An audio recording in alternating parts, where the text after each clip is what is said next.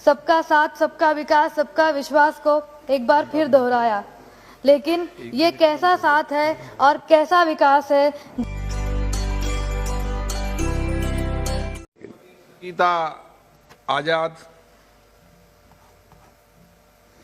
धन्यवाद अध्यक्ष जी, जो आपने मुझे राष्ट्रपति के अभिभाषण पर बोलने का मौका दिया। अध्यक्ष जी, माननीय राष्ट्रपति जी ने सरकार के नारे सबका साथ, सबका विकास, सबका विश्वास को एक बार फिर दोहराया।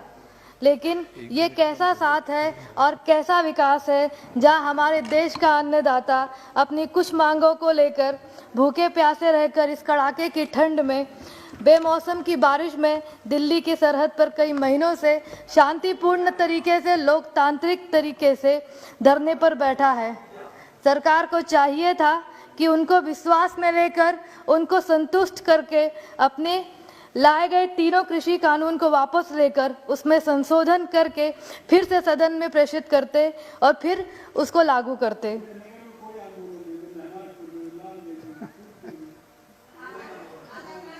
दिल्ली में है सर, और जो लोग आंदोलन कर रहे हैं सर, वो मूर्ख नहीं है। माननीय सदस्य, सर, मैं आपसे बहस नहीं करना चाहती, मुझे 2 मिनट का समय मिला है, मैं सर से बात करना चाह रही हूँ। लेकिन सरकार ने ऐसा नहीं किया, उल्टे सरकार अपने अहंकार और हठ धर्मिता के कारण उनके साथ दुश्मनों जैसा व्यवहार किया। सड़क पर बड़ी बड़ी कीलों और कटीलों तारों द्वारा उनके रास्तों को बंद करा दिए गए। इतना ही नहीं, उनका खाना, पानी तथा शौचालय तक भी बंद करा दिए गए। उन्हें देशद्रोही, खालिस्तानी कहकर बुलाया गया। शायद सरकार को यह मालूम नहीं कि जिन किसानों को वह देशद्रोही और खालिस्तानी कहकर पुकार रहे हैं, वह उन्हीं किसानों के बच्चे देश की समस्त सीमाओं पर खड़े होकर प्रहरी का कार्य करते हैं और आए दिन दुश्मन देश के हमले में शहीद होकर तिरंगे में लिपटकर अपने घर वापस आते हैं। इन परिस्थितियों में भी देश का किसान कभी देशद्रोही नहीं हो सकता।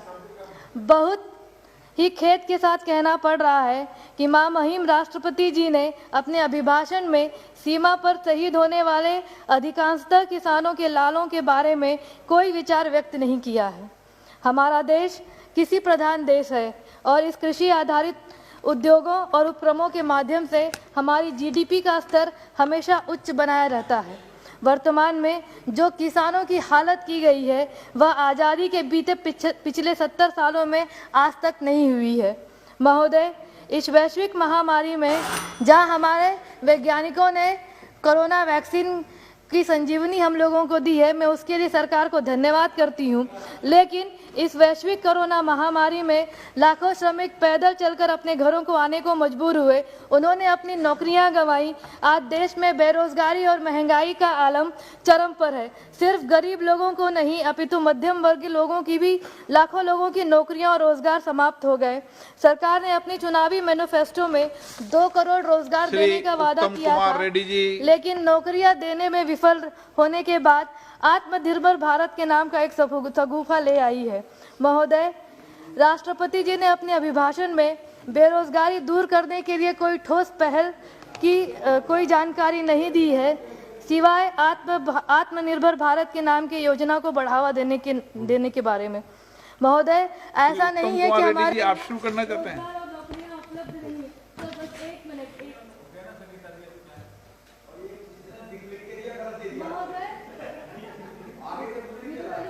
मत करिए महोदय, ऐसा नहीं है कि हमारे यहाँ रोजगार और नौकरियाँ उपलब्ध नहीं है, बल्कि सरकार की मंशा ही नहीं है। सरकार युवकों को नौकरी दी है। रेड्डी साहब, हमारी पार्टी बहन कुमारी मायावती जी ने अपने उत्तर प्रदेश के शासनकाल में बैकलॉग लाकर स्पीकर सर देने का काम किया था।